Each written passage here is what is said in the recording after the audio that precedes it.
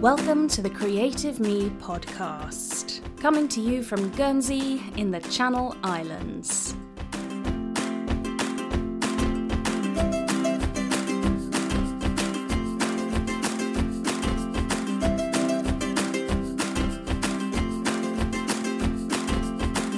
This is episode 40, Doodling for Relaxation and Inspiration with Amy Nolan.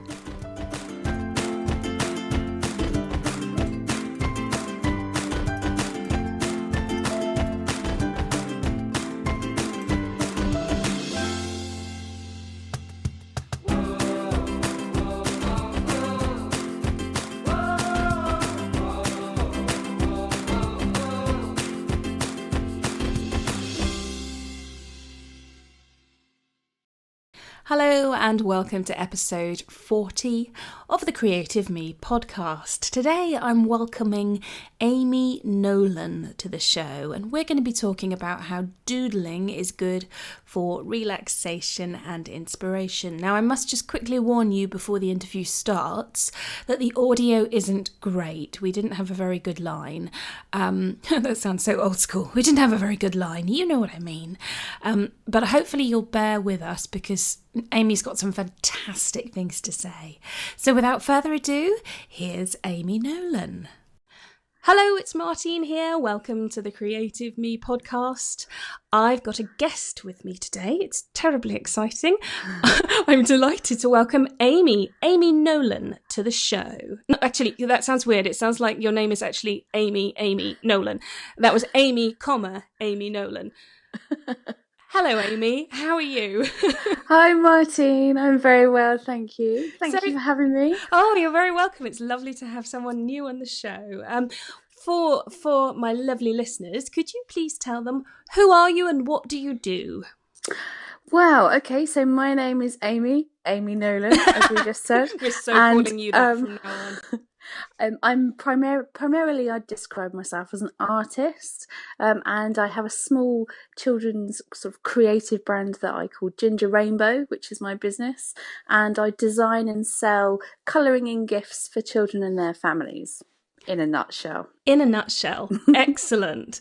Now, the reason I've had you on the show, or am having you on the show, is because we've been chatting about how drawing, or more specifically doodling, can be really good for relaxation and idea generation. And I think this topic really resonates with me, and hopefully it will resonate with the listeners as well, because quite a lot of my listeners, well, generally they're pretty creative people.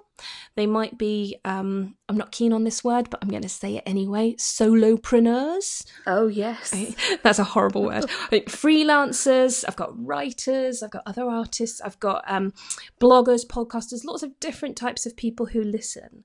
But I reckon, and I'm not basing this on hard science or anything, but I imagine that the vast majority of them do an awful lot in the short space of time they have in the week and are constantly on the lookout for new ideas. So that's why I think exploring the idea of doodling for relaxation and idea generation is kind of cool.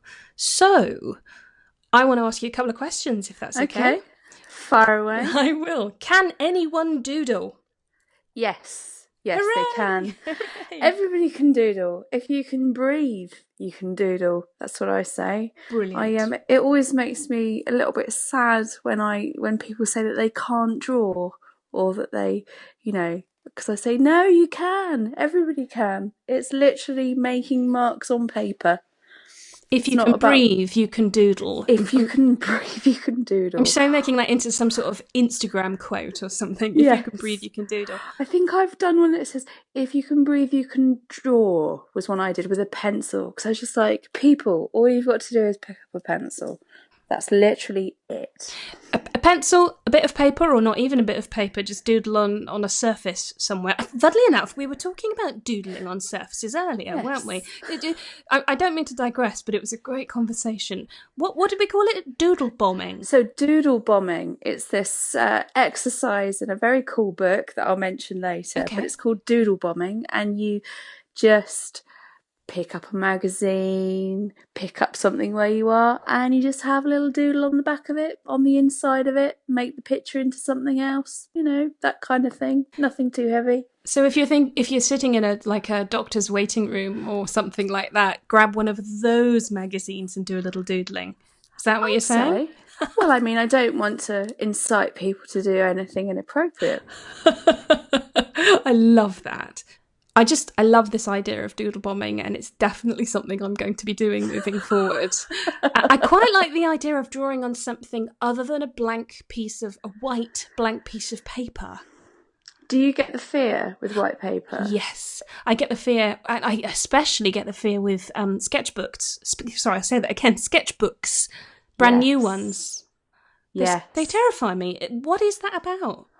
I don't know. I think it's a bit like when isn't there a name for it when people write? There's like a sort of a complex. There's that white expanse of space. And I know in painting, what you can often do to get over that is to slap loads of paint on the canvas to start messing it up a bit. And then that can kind of lead you into doing what you want to do. I love that idea. That's great. Make a mess on it first. Yeah. Just scribble on it in the middle, I would say, because actually what you're doing is you're taking control of the paper. But I think a good start is doing things like, backs of envelopes, the incessant amount of junk mail that we get and the Amazon packaging that we get and all that stuff. Have a doodle on that. Do it on your recycling. Perfect. Yeah, just get relaxed. I just like the idea of making doodling more accessible to people and actually not having to go out and buy an expensive sketch pad and some nifty micron pens or anything like that. Yes. Just grabbing whatever's to hand, is ideal. This is the thing that kind of, it's a bit of a bugbear for me, is with colouring in. So adult colouring in is it's beautiful what you can buy to colour in, but it can become insanely expensive to do it. And so many people say to me, "Oh, I spent about 20 quid on colouring in things, and I haven't really touched them actually because I got them out." And then I was like, "Oh, it just all looked a bit too labour intensive, and I, wasn't getting along with it." Now, I think that some people love that, and it's great for some people, but for others, it just doesn't work. And for me, it doesn't work. Like I love designing colouring in, but to do it doesn't relax me doing it myself. So yeah, I'm more of a back of an envelope girl, or around the corners of my diary, having a doodle or getting a big bit of paper and just going for it. And yeah, that doesn't cost you lots of money. You can use any biro, any bit of paper, especially if you work in an office. Like, there's always like random stationery, isn't there? Yes, there's always a bit of photocopier paper and a big biro hanging around. Get your highlighter out, go and steal that off of someone's desk. Not that I advocate stealing. Obviously not. we sound like kind of doodle-based wannabe criminals with the doodle bombing and stealing stationery. I feel a bit like that. I mean, I'm a policeman's daughter. I'd never do anything naughty. Let's hope mum or dad aren't listening. Yeah, it's fine. Okay.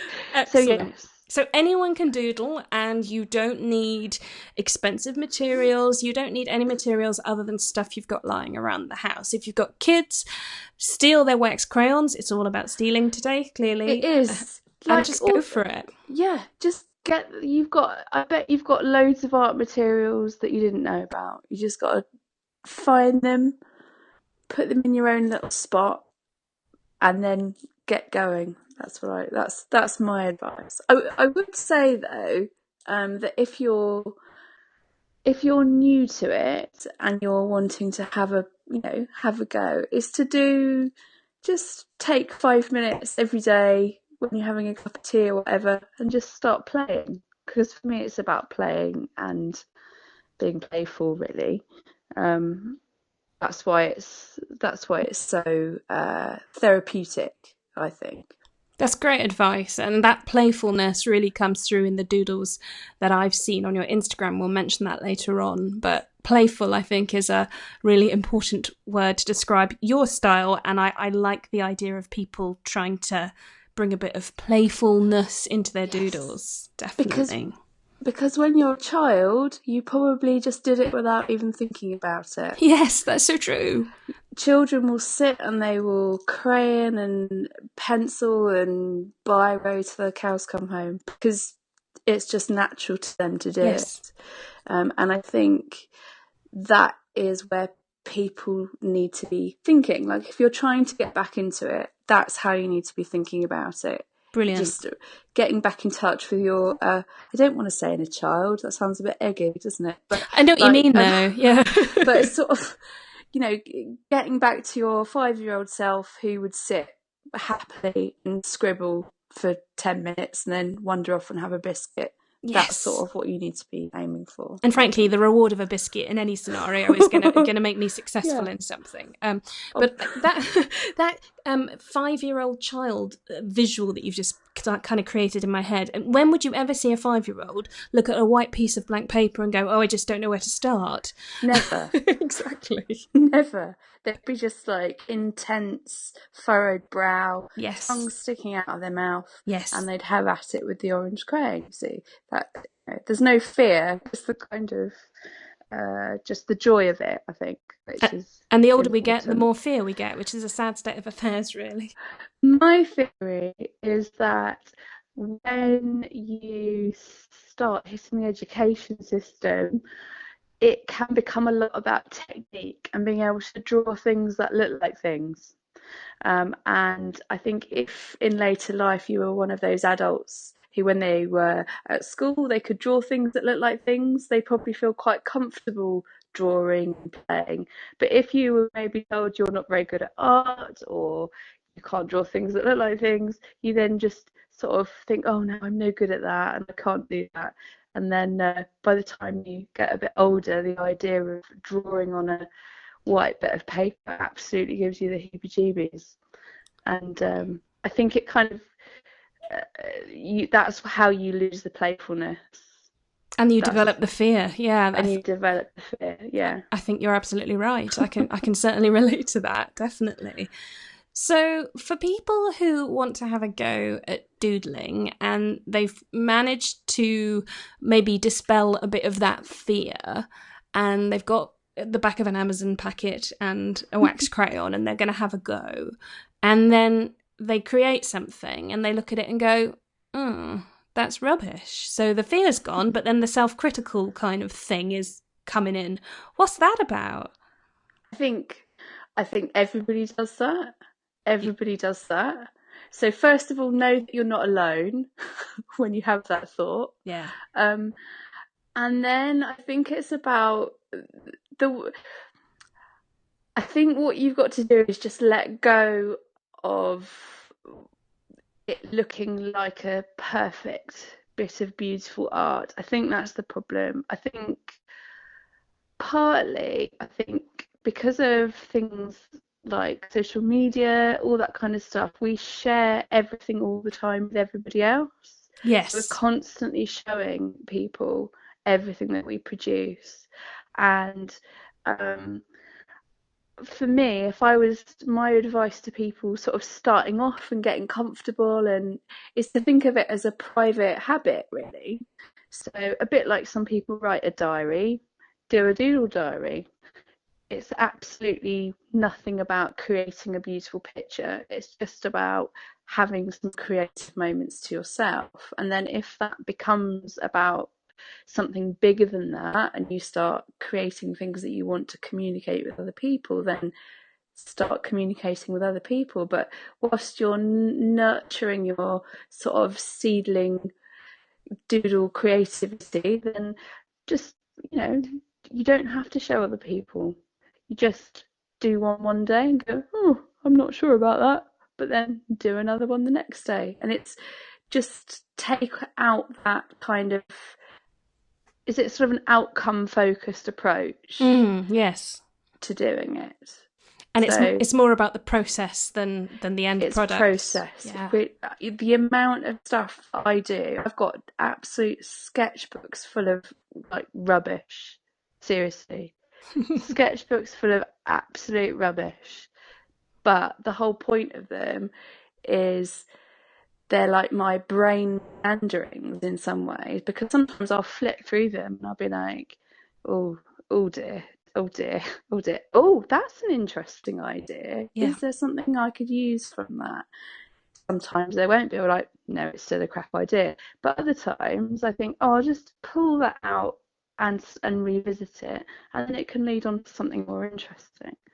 I like how you're sort of using your sketchbooks as a sort of a collection area for ideas, and then kind of reviewing them at a later date and pulling stuff out of them. It makes me think that if you are going to develop a kind of doodling practice, you don't throw anything away. Keep it all, just in case. Don't. And it doesn't matter if it looks rubbish, because actually the purpose of it isn't for showing other people. It's for you. It's for you. Yeah. And I think if you can think of it like that, it may take some of that anxiety out of it. Definitely. And can I just pick up on another point that you made? And that is, you don't have to share everything you do on Instagram. No. You just don't, or on Twitter. No. I share quite a bit of stuff on Instagram, but blimey, I don't share all aspects of my life. Just because you're deciding to take up this new thing, you don't have to share it. It's okay. Yes. Yeah. It's okay to have something that you have quiet moments for yourself with. That's perfectly acceptable. I was just thinking, one of the things I like to do to relax is I like to have a bath. That's one of my favourite things to do. I have a bath. I am not sharing that on Instagram. No, hashtag Martine in the bath. No one wants to see that. There are certain things. Fine. Yeah, definitely keep to yourself. Here's an example. I occasionally do origami. Origami, fab. Yeah, really badly. But I do it on my I'll sit and do it, and I'll make some really wonky, terrible looking birds or something.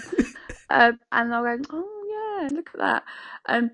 It's absolutely not really fit for consumption. I think I maybe shared one photo last year when I was a bit stuck for content, but actually it's something that is I just do it for myself, and it helps me, and I like it, and that's what I mean.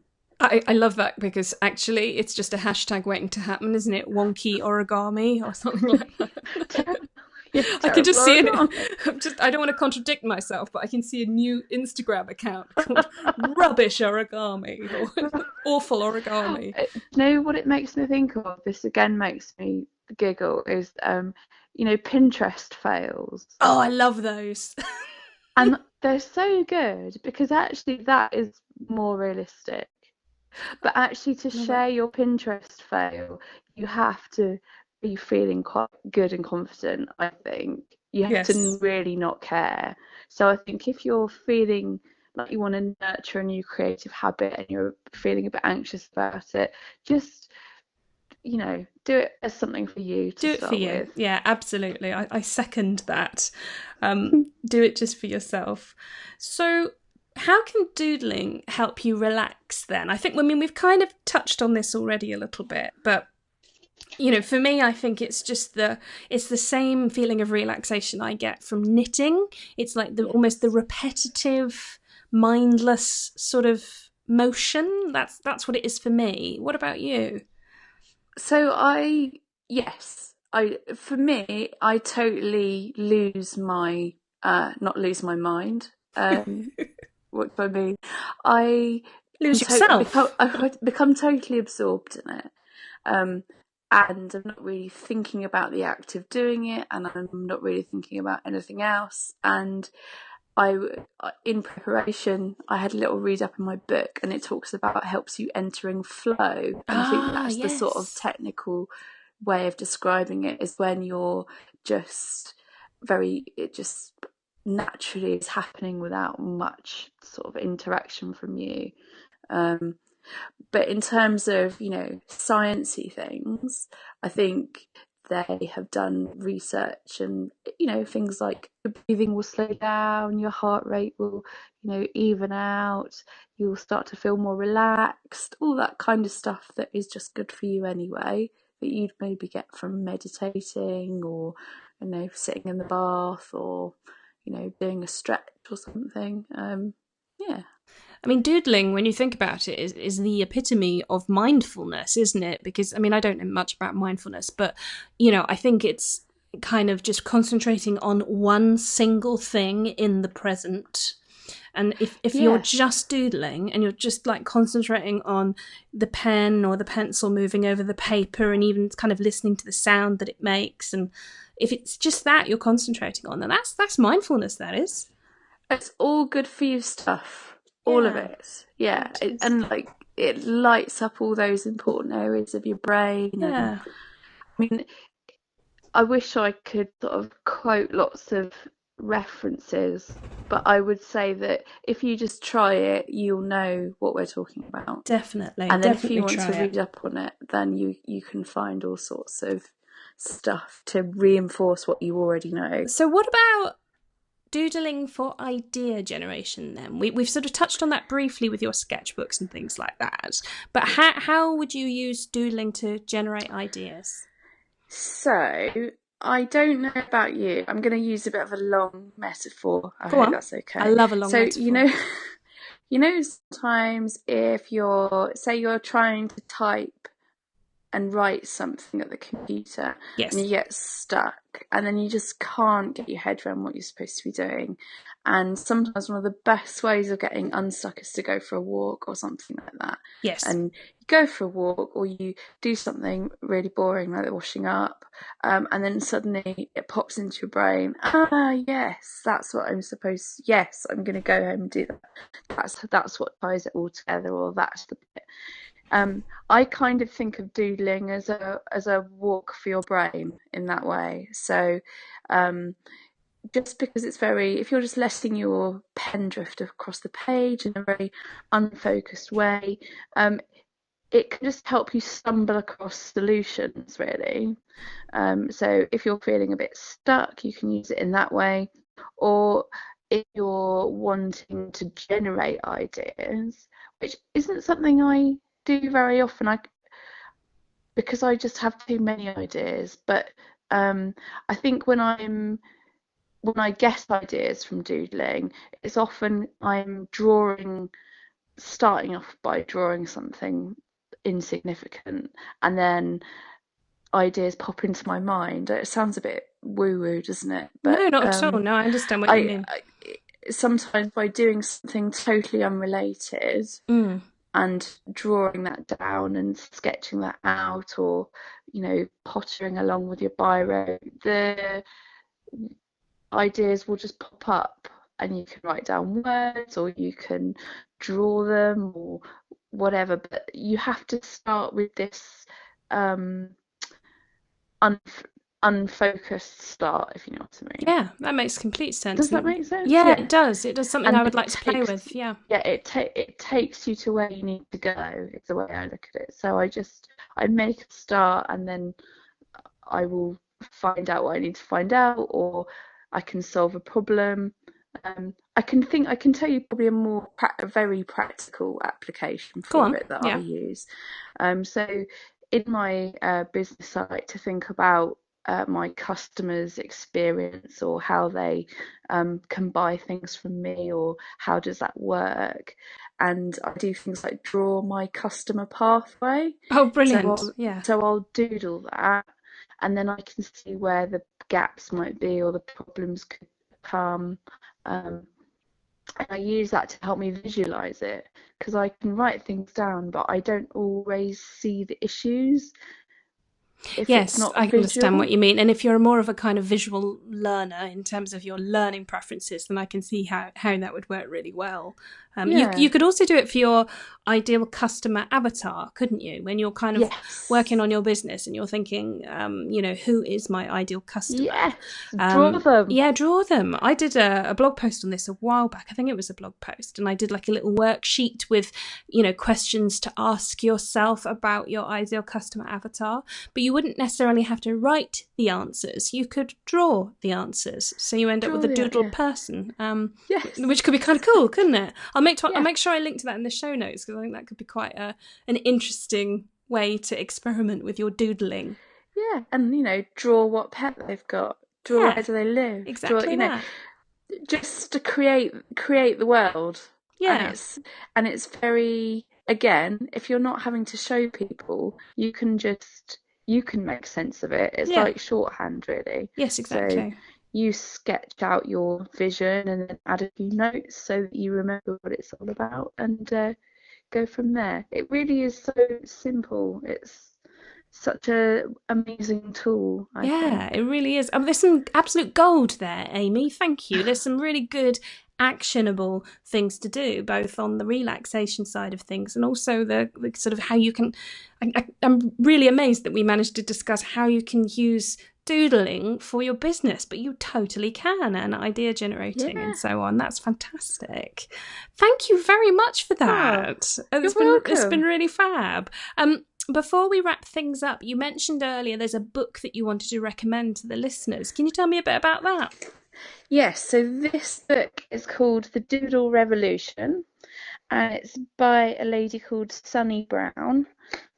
It's available on Amazon, and it's an absolutely fantastic book to get people doodling for pleasure, for work, for ideas, for facilitating meetings. Brilliant. All those kinds of things. She kind of helps you break down any issues you've got with getting your pen back to paper. Gives you loads of cool exercises like doodle bombing, which I'd love to know if anyone actually goes and does that. And it's just a really, really great book. So I would really recommend that, because it will just maybe give you more of a template. If you're someone who likes to work through things in more of a template way, or you want to know a bit more about it, a bit more of the science, then I'd really recommend that book. Amazing. I'll make sure there's a link to that on the show notes so people can have a look at it, because I actually have a copy on my shelf which I've not kind of cracked into yet, so I'm bringing it down and sticking it by my bed, and that means it'll get read. Definitely. Thanks for the recommendation. Yay. Well, before we wrap things up, can you tell me, where can people find you online? I'm on Instagram and my handle is @mylifescribble. So if you would like to come and see some funny, quirky doodles, which have got lots of stick people and fun stuff on that might make you giggle, come and say hello there, and come and say hi. And I'd love to hear what you think about doodling and drawing, and if you've had a go at any doodle bombing. I'll make sure there's a link to you on Instagram in the show notes, Amy, and I'll also put a link to your Ginger Rainbow Business Facebook page as well, so we can share that with the listeners. And I must say, definitely follow Amy on Instagram, because her daily doodles make me giggle every single day. I really love them, and that's huge endorsement there. Do go, really seriously go and follow her. She makes me laugh. Well, thanks so much. Well, thank you for being on the show. It's been an absolute pleasure. Keep up the doodling, and henceforth you shall be known as Amy Nolan, I think it's fair to say. Yes. Thanks, Amy. Thanks, bye.